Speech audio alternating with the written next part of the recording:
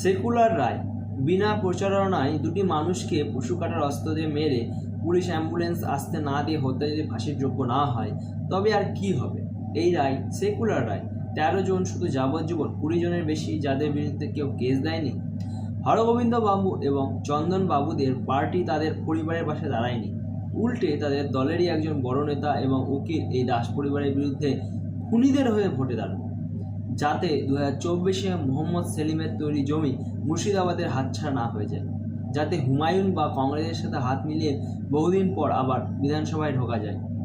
লড়াই দিলেন সেই শুভেন্দু অধিকারী মহাশয়, যাদবপুর টালিগঞ্জে তথাকথিত লিবারেলদের কাছে যিনি ব্রাত্য। কিন্তু কাল আপনার ওপর এমন আক্রমণ হয় যখন কিন্তু সেলিম আসবে না আপনাকে বাঁচাতে।